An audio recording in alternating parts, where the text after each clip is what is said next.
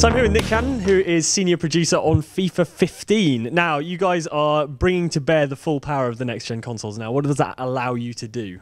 Oh, I mean, it allows us to do a lot. We've got, lots more horsepower. We've got lots more, memory to put in more animation. And, what this really allowing us to do is build off, an amazing base in FIFA 14 to bring in some incredible new features here this year that we just could never do before. Now, the thing that's going to be immediately obvious is the look of the game. Yeah. I mean, you guys have really worked on the kind of realism, the lighting, Yeah. the contrast. What are the big sort of headline features that you've added to the visual style? Well, I mean, number one, we've got a new sort of rendering technique, which is physically based rendering. We're actually using much more sort of realistic way to light the world, which has had a profound effect on the visual quality, more detail around the face. It really looks incredible.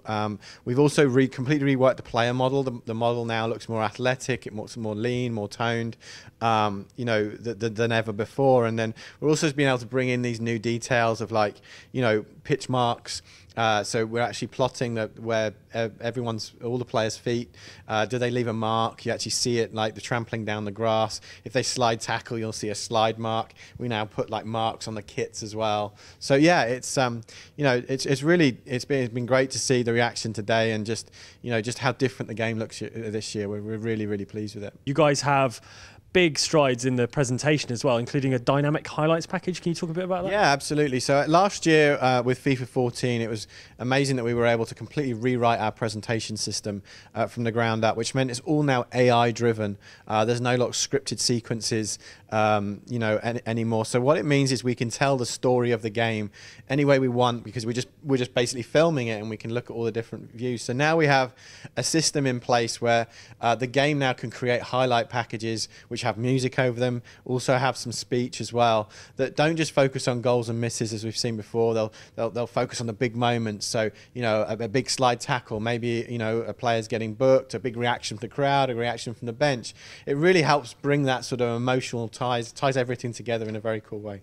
Now, one of your stated intentions is to bring the emotion of the game to life, and you've given all of the players their own sort of emotional reactions to all of the other players on the pitch. How does that work? Yeah, so we're now tracking all 22 players on the pitch, their emotional state, which is no sort of mean undertaking. And what it means now is that we're tracking, how they're feeling during the game, but we're also tracking their attitudes to all the other players on the pitch, both teammates and the opponent.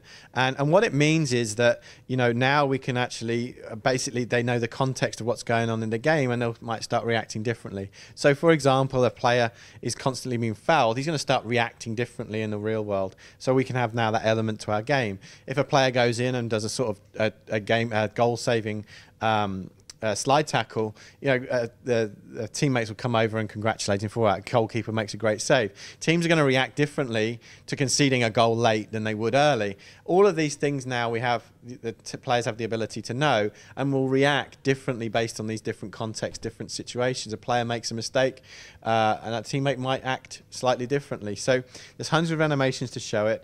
The key here is we're not making this particularly game-changing gameplay, but what it does is for you as a player, it creates that emotional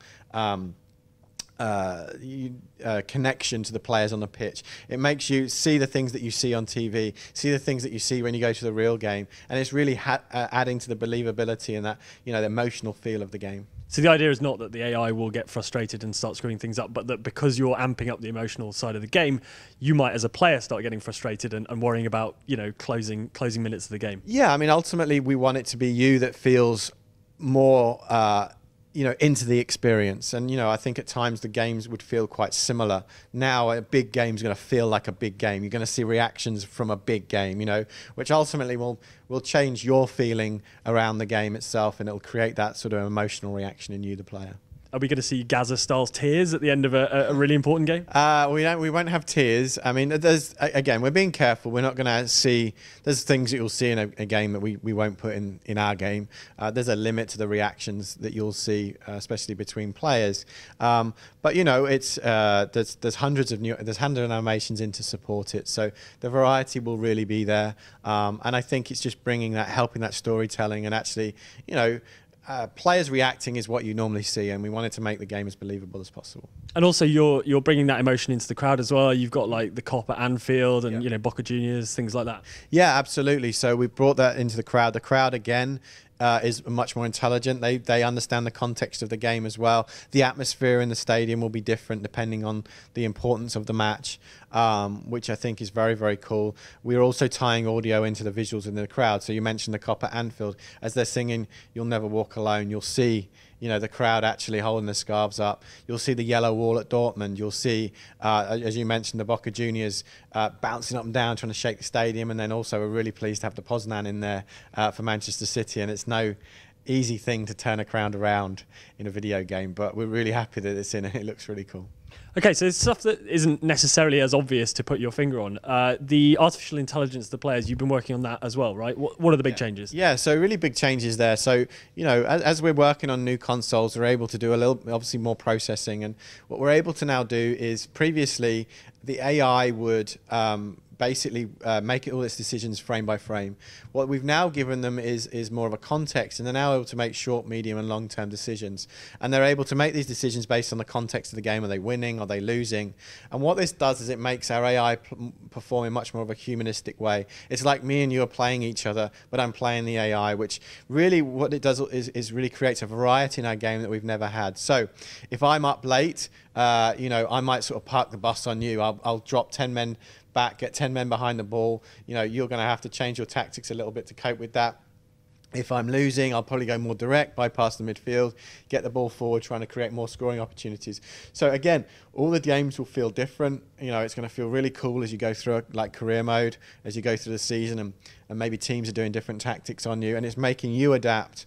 You know, and so not only feeling the atmosphere and the emotion of the game, but adapting to what's happening and teams changing their tactics on you on the pitch. And this involves new selectable sort of team mentalities as well. Yes, absolutely.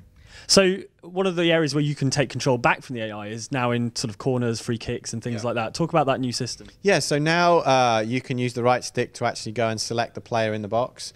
You can move that player around. You can get into a physical battle with a defender to try and get free, and then you can call for the pass, and it can be called out, you know, passed over, and you obviously try and get a chance in on goal. And you can do that from throw-ins as well. And one of the big changes, having played the game myself, is the new ball physics. I mean, this is one of those things where I think players of FIFA 14 would have spotted things going a bit wrong, but not really understanding why. But can you talk about the new sort of spin and things you'll see on the ball? Yeah, so last year we did a lot of work around shooting and the ball in the air, the ball moving around. And, you know, that was kind of ball physics in the air, much more realistic, created these dynamic behaviors. We're now doing it when the ball's on the ground. So previously, as the ball, we didn't preserve the momentum of the ball as you passed from one person to the next, kind of zero the spin, if you like.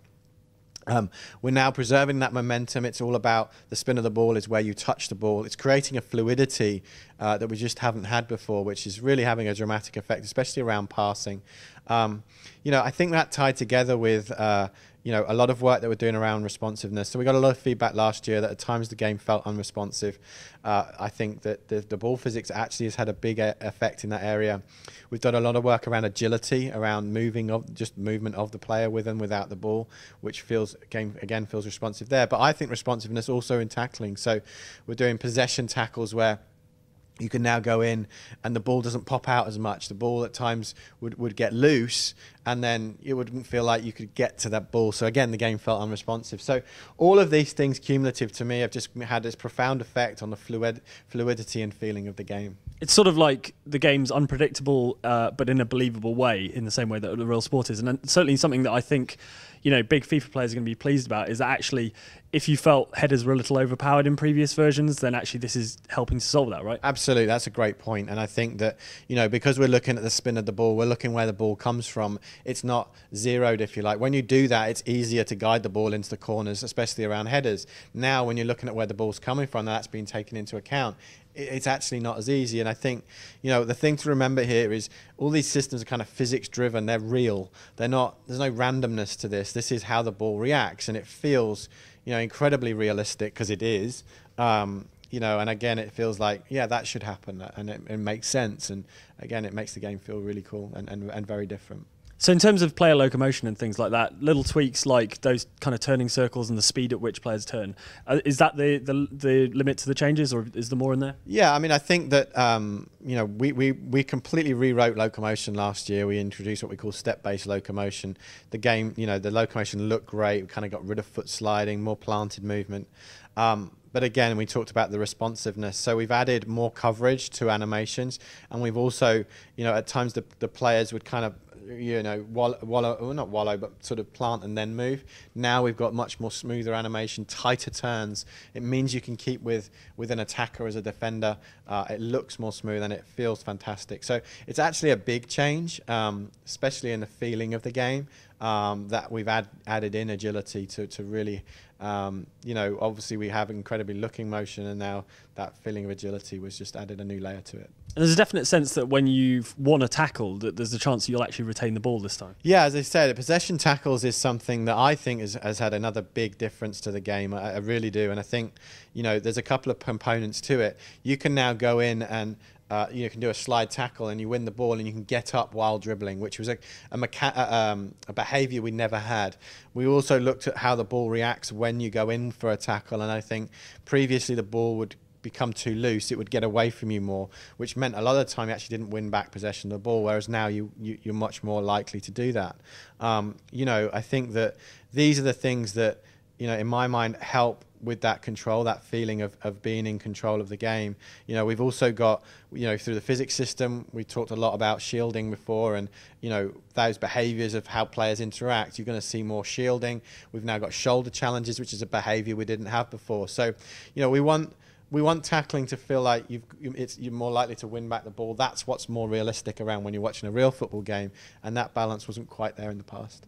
Now, you guys always take great care to listen to the community when you're putting changes into the game. What were the big things people asked for? I know you've mentioned sort of 10-man celebrations. Yeah, 10-man celebrations is a big one. We talked about responsiveness a lot. Headers, through balls, those are all things that we're making sure we're balancing as well.